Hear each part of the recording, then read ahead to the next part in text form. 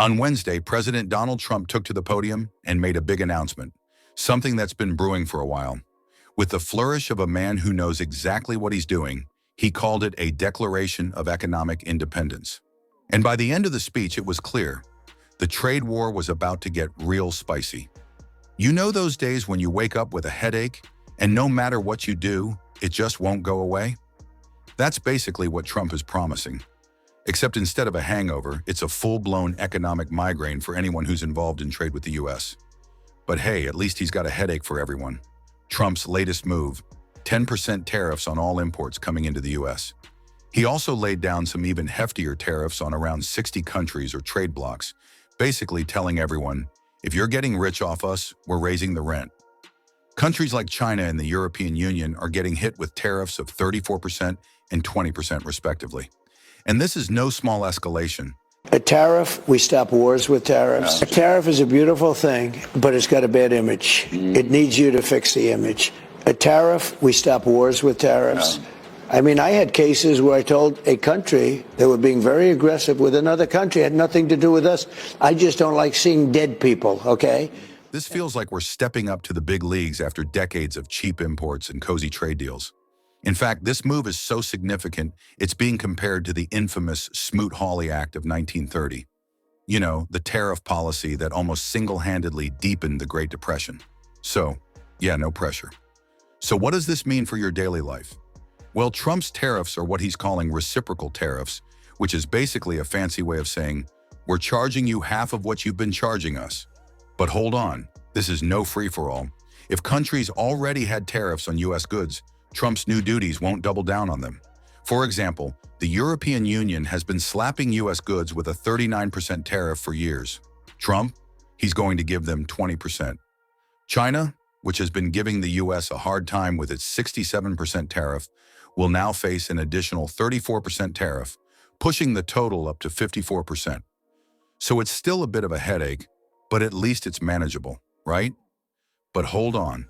Just when you think this tariff drama couldn't get juicier, other countries are not just sitting back and relaxing. China, Japan, and South Korea are all rolling up their sleeves and getting ready to dish out their own tariffs. And if that wasn't enough to raise your blood pressure, Mexico has already promised a full-scale response to protect its car industry. Meanwhile, European leaders are still figuring out what to do, but you better believe there will be countermeasures coming down the pipeline. For Australia, these tariffs are not unexpected, but let me be clear, they are totally unwarranted. I deeply regret this choice. The consequences will be dire for millions of people around the globe, also for the most vulnerable countries, which are now subject to some of the highest US tariffs. The opposite of what we wanted to achieve. Now, if you've ever been in a situation where you just know things are about to get awkward, hello, family Thanksgiving, you can imagine how the U.S. Treasury Secretary is feeling right now. In a rare moment of caution, Scott Bessent urged other countries to take a step back before doing something rash. Translation: if you retaliate, it's going to be one big, painful trade war, and honestly, no one wants that. Trust us, no one's looking to turn this into a global game of economic Jenga. And guess who's got the worst headache of all? Wall Street. The markets took one look at these new tariffs and did what any reasonable investor would do: panicked. U.S. stocks plummeted, with Dow futures dropping 900 points by the end of the day. The S&P 500 futures lost 3.38%, and the Nasdaq tumbled even more. Apparently, the thought of tariffs on everything from electronics to food made a lot of people clutch their wallets and think, well, this is going to hurt. And let's not even get started on the political fallout. Democrats were quick to slam Trump's tariffs, calling them Recession Day instead of Liberation Day. Representative Hakeem Jeffries even went so far as to claim that Republicans are driving the U.S. into a recession. Yikes. Meanwhile, the more level-headed folks on Capitol Hill are bracing for some serious economic stress rashes as this trade war kicks into high gear. Now let's talk about the people who are really feeling the heat: American businesses. These tariffs will raise costs for importers.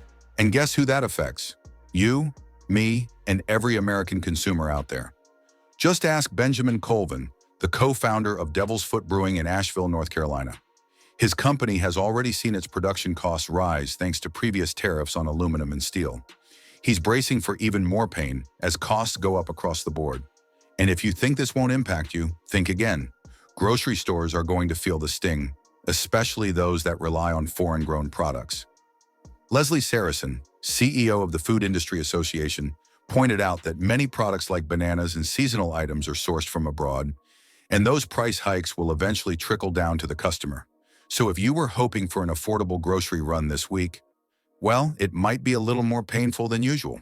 To sum it all up, Trump's tariffs are like that aspirin you took after a night of questionable decisions. They might help in the long run, but right now, they're making your head feel like it's going to explode. The big question is whether these tariffs will succeed in protecting American industries, or whether we'll all just be left with more headaches and higher prices. Either way, Trump is sticking to his guns. In his mind, it's all about economic independence and sticking it to countries that have been playing unfairly for too long. But like any good story, the next chapter in this trade saga will likely bring more drama, more headaches, and more unpredictable twists. Stay tuned, folks. It's going to be a bumpy ride.